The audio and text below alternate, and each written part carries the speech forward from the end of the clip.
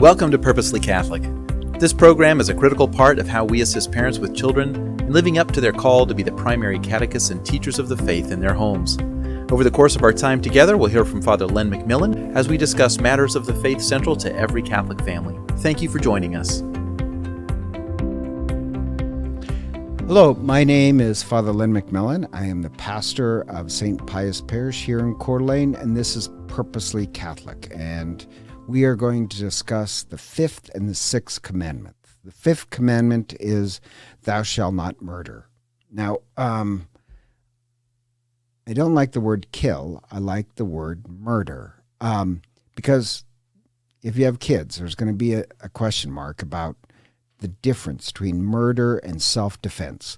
And I was reading the biography once of Dorothy Day, who was an extreme pacifist, believed in nonviolence and justice. And they said, well, if you believe in nonviolence, what would happen if somebody threatened your daughter?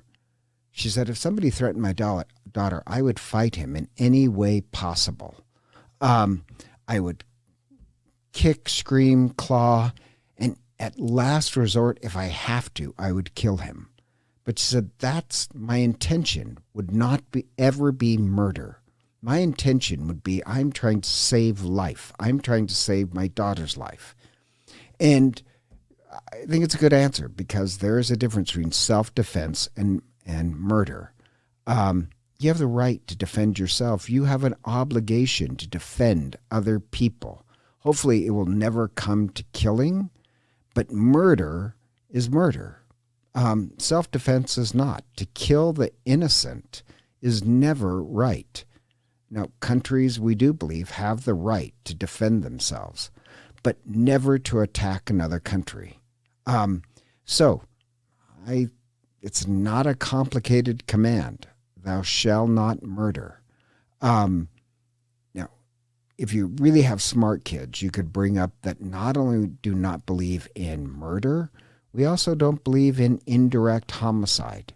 Indirect homicide is when, let's say you're a factory owner and you have such poor working conditions that it causes people to be killed. In one sense, you are responsible for the taking of a life.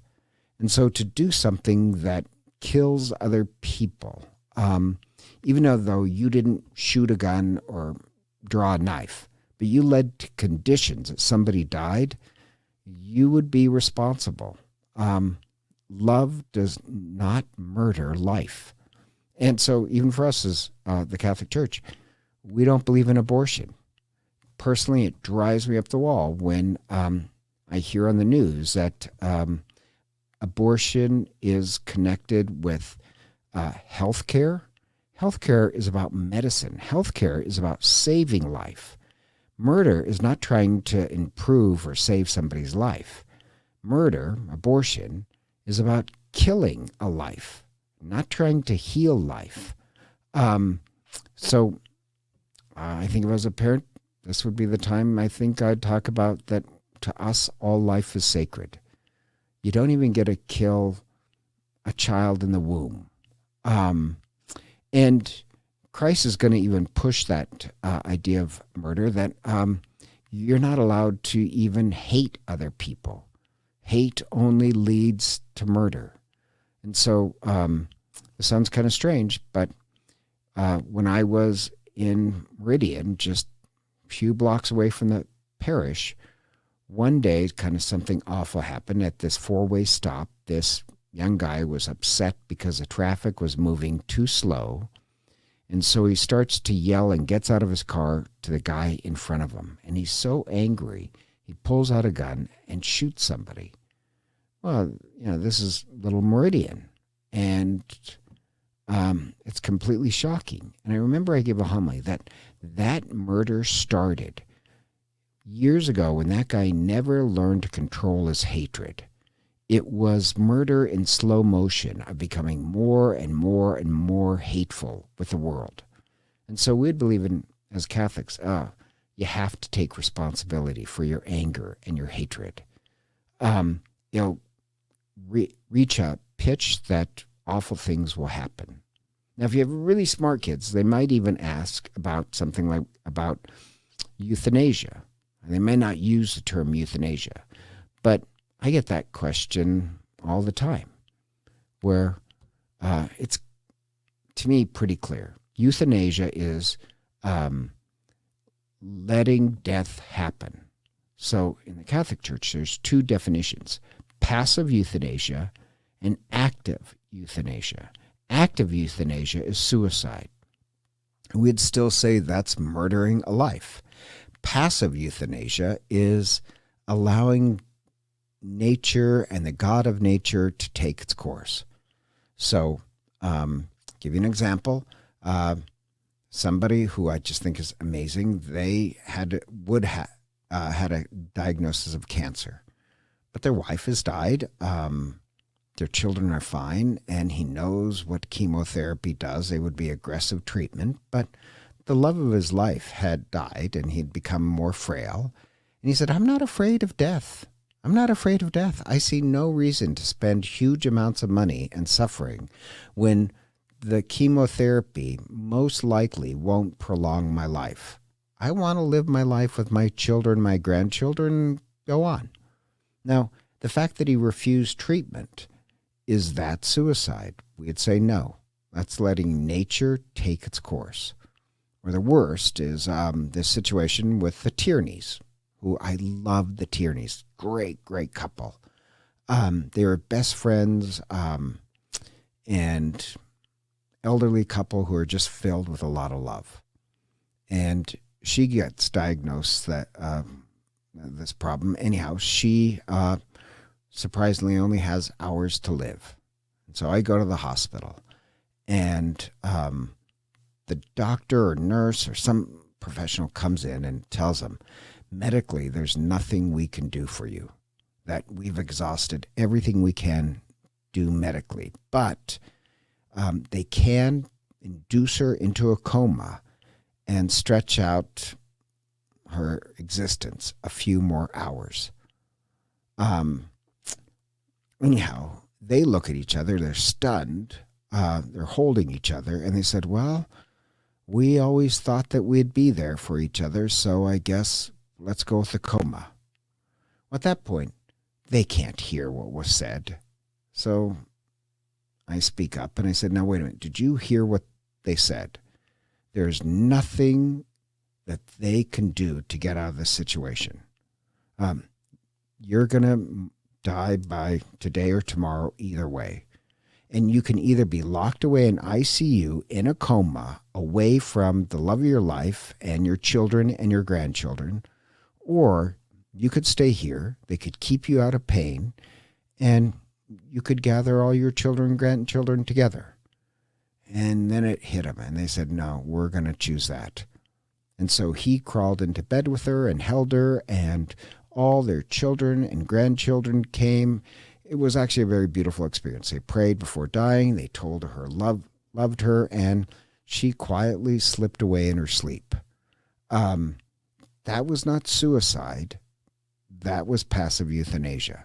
I know it sounds kind of strange, but I just want to mention that for any parents who, it might be a tough subject, but yes, suicide, murdering yourself is wrong. Murdering any life is wrong. Letting nature take its course is not. So, thou shalt not murder means a profound respect to the sanctity of life. And I think if I was a parent, I would say, listen, we so believe in life that we don't believe in murder. And I personally have to admit, I have a problem with video games that graphically show murder. I can watch, obviously, TV shows that have murder in it. But some TV shows I have to turn off because it glorifies murder as something casual and easy. If we really believe in the sanctity of life, that should be gut-wrenching. All life for us is incredibly sacred. That's the fifth commandment. The sixth commandment is also really difficult, and that is, thou shalt not commit adultery. Now, when it's adultery, I have to admit, we don't have a guest here. No guest really wants to talk about these subjects. And so it's kind of hard. I feel sorry for parents. But if I was a parent, I would make this distinction if I could. I'm not great with children, so I apologize. But there is a difference in the Bible between adultery, which is the worst sin, promiscuity, that is a sin, and lust. They're all sins, but adultery is the worst sin. Adultery is murder. Not murder. Adultery is a mortal sin. And adultery is not the same thing as lust. Adultery is when you've made a commitment, a vow in front of everybody, in front of God, that you'll be there for somebody, that you'll be faithful. And I remember I was 28 years old, and my best friend was going through a divorce because his wife had not only cheated on him, but was staying with a cheating relationship. And I remember he said to me that he told his ex-wife, he said, it would have been easier if you just walked up to me and stabbed me in the heart. And now, honestly, that's a pain that he's carried his entire life. He was completely devoted, he would have died for his ex-wife. And then adultery, most painful thing ever. And so this sounds kind of strange. If I was a parent, I wouldn't put it in terms of sex, especially with children. I would put it in terms of commitment. We believe in commitment. And this one mother, it just really made sense to me, where this one mother told her teenage girl, he said, that feeling when you like this boy and you really like this boy, and then you see that suddenly this boy is not interested in you, he's interested in somebody else. That kind of heartbreak? He says, by 1,000%, adultery is worse.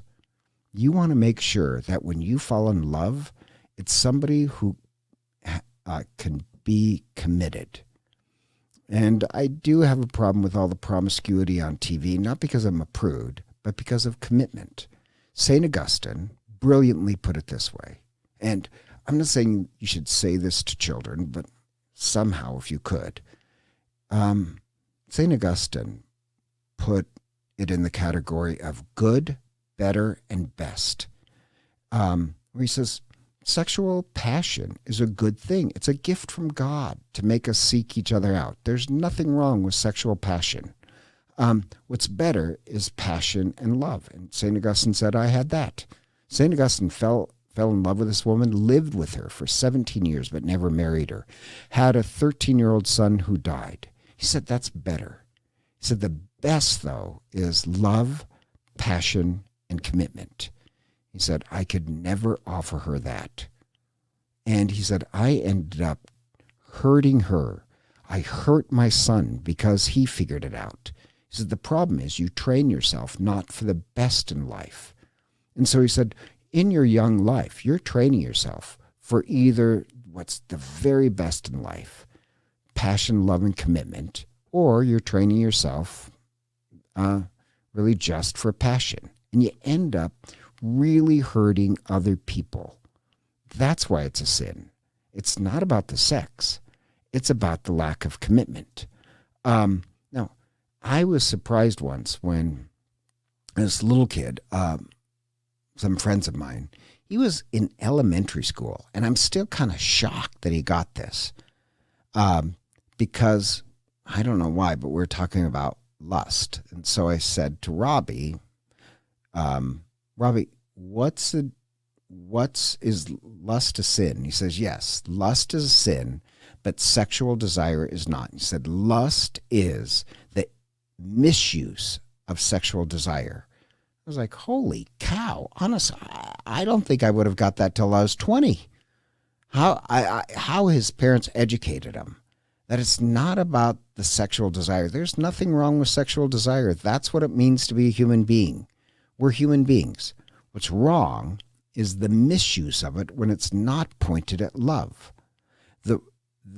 It's not about sex. It's about destroying somebody else's life. And lust is like salt water, where you drink it, but once you drink it, it doesn't satisfy your thirst. In fact, it makes you more thirsty until it eventually kills you. That's a problem I have with our society. So Jesus never says that there's anything wrong with sexual desire. He never says if you have sexual desire, you'll end in hell. What he says is the misuse of sexual desire is a sin. That's a huge difference. So if I was a parent, I would not, because I kind of shy away from that, put it in terms of sex. I'd put it in terms of commitment and love. And the odd part, and this is what I found in my priesthood, you have two extremes, what I call the Kardashian theology and the Taliban theology. The Kardashian theology is that you only have value if you're sexually desirous. And so they have kind of this promiscuous ambiance to their theology that, it's just all about being desirous.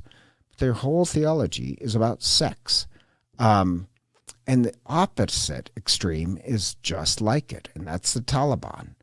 People who think all sex is completely wrong and needs to be controlled.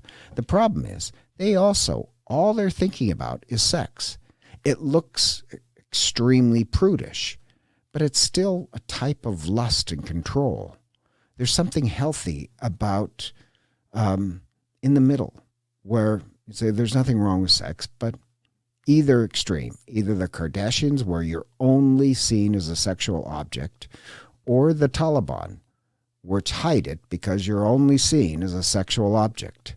And I told this kid once, because this kid once asked me, well, what's wrong with pornography?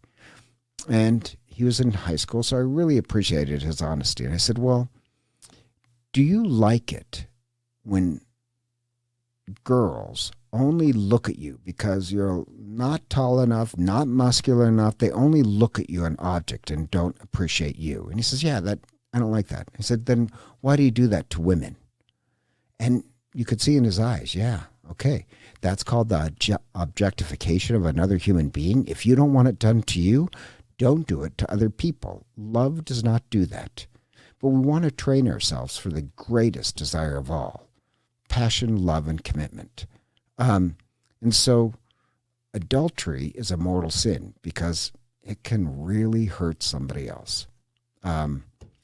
So parents, good luck with those two commandments. God bless.